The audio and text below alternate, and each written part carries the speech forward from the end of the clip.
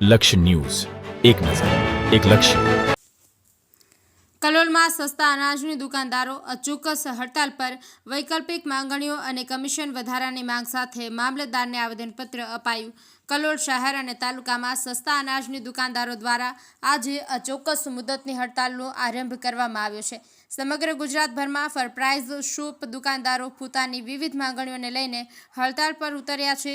કલોલ તાલુકાના સસ્તા અનાજ વિતરકો દ્વારા કલોલ મામલતદારશ્રીને આવેદનપત્ર આપીને પોતાની માંગણીઓ રજૂ કરવામાં આવી હતી।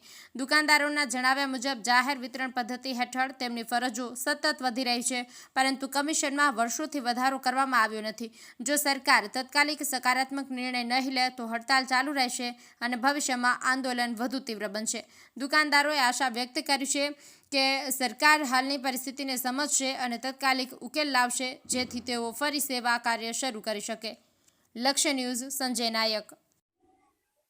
મારું નામ ઠાકોર પ્રહલાદજી ભવાનજી, કલોલ તાલુકા એફપીએસ પ્રમુખ। અમે અમારા પડતર માગણીના અનુસંધાનમાં મામલતદાર સાહેબને આવેદનપત્ર આપેલ છે। તે નીચે મુજબના મુદ્દાઓ છે। પહેલો મુદ્દો કમિશન વધારો। અમને સરકાર કમિશન ₹1.5 આપે છે, તેનો ₹3 કરવા વિનંતી। દુકાનદારની ફિંગરથી લોગિંગ થાય છે। બીજો નંબરનો મુદ્દો, તેમાં અમને એક વિકલ્પ આપવો જોઈએ કે અમારા પરિવારનો અથવા અમારા ટોળાની ફિંગરથી અથવા ઓટીપીથી લોગિંગ થઈ શકે। પછી ત્રીજા નંબરનો મુદ્દો વેચાણ ઘટ છે। અમને જે અમે વેચાણ કરીએ એમાં અમને ઘટ પડે છે। ચોથા નંબરનો મુદ્દો હયાતી વારસાઈ સરકારે બંધ કરેલી છે, તે ચાલુ કરવા વિનંતી।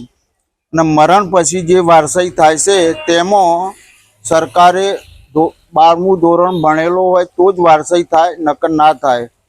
કલોલ તાલુકામાં અત્યારે હાલ 85 દુકાનો છે અને જ્યાં સુધી રાજ્ય સરકાર અમને આદેશ ના કરે ત્યાં સુધી અચોક્કસ મુદત માટે અમારી હડતાલ ચાલુ રહેશે।